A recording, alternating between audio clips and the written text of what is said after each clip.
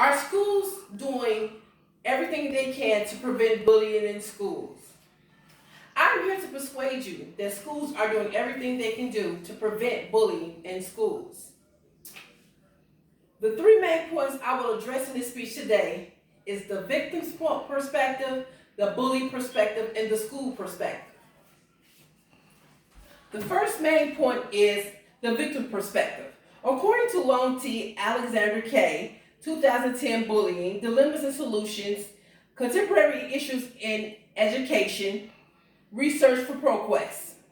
Jessica, a student, was slumped into a depression after being harassed at school. So her parents moved her to another school, which the bullying continued. Jessica's family could have stayed at the school that they were helping her at with the bullying, when the bullying begun.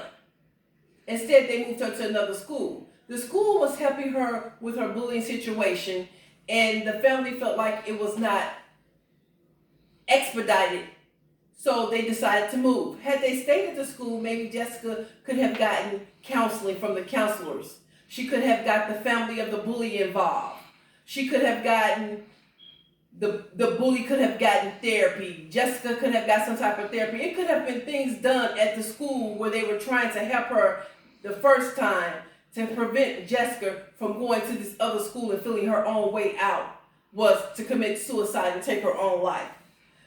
Most victims of bullying attempt suicide or commit suicide because they don't know what to do, because they're afraid to tell someone about them being bullied, and they just take their own life.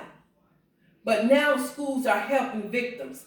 They are giving them counseling. They are having rallies. They are getting families involved. They are doing things that wasn't able to be done back when we were young children. But now they have things to help prevent bullying from continuing. Yes, it's a big problem, but it can be taken under control. My next perspective is from the bullying perspective. According to Carliso B., 2019, New York, HarperCollins Publishers. Bullies are normally school-aged children. Sometimes adults can also be bullies. But they are typically enjoying controlling, dominating someone.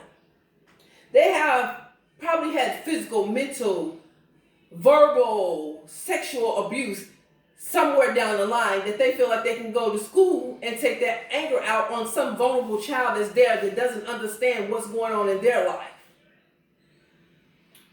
And then they make the victim feel worthless. They make them feel like, why are they here? Like, I can't stop this. But the schools now have counseling for the bullies. They find out why the bullying feels the need to come to school and bully children. When they find out what's going on with the bully, they get the family of the bully involved and let the family know why this child is coming to school bullying these children. Because some things at home may need to be corrected so that the bully can stop coming to school, making other people's life and tormenting their lives. So, the victim and the bully, they have help for both. Okay. And the bully may come from an environment where their family is arguing, is fighting all the time. It's just all a disrupted household. And the victim can come from a peaceful household where if their parents get together, they never see arguments, they never see. And then when they come to school and somebody is just bullying them, calling them out their name, just doing things to them constantly every day, that will send them into a depression. That will make them do things that they shouldn't do to themselves. My third perspective is the school perspective. According to Furlow, M.J. Flex, E.D. Sharkey, J.D. Larson, preventing school violence from ProQuest. In recent years, school administrators have worked to ensure safety of schools. Schools have set up counseling in schools for families of the bullies and the victim. They found sources to help the victims. They found sources to help the bullies. They want to know why these kids are coming to school bullied. They want to know why the victim is not speaking out and letting it be known that they are being bullied. The schools counselors, they counsel them. They find out what the problem is at home with the bully, and they'll go to the family and they'll let them know, this is what's going on at home, he said or she said. This is something that you as a parent need to correct so they can stop coming to school, making other children's life just tormenting them. So that these kids can go to school and get an education what they go to school for, and not be there being bullied and picked on and tormented and being felt worthless. The controversy of bullying may never stop, but it can be taken under control. And that's what the schools are doing now. They are doing things, putting things in place at schools so that it can be controlled. No, it may never stop, but it can be controlled. In conclusion to this speech I have delivered today, I am here to persuade you that schools are doing everything they can do to prevent bullying in schools. Bullying in schools should be prevented, and schools are working to have it prevented.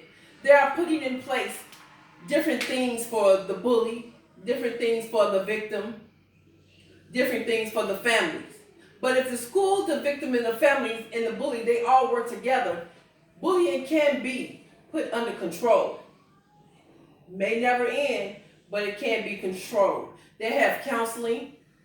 The bullies also are looked upon after they finish their counseling. Are they still bullied? The victim are looked upon after counseling. Are they still being bullied? The families in schools come together, and the schools make sure that they have something set in place for the family and the bullies. Going to my visual aid I have. Don't shove, give hugs. This is something that most schools should put up in schools, because giving hugs is best than shoving. So don't shove, give hugs.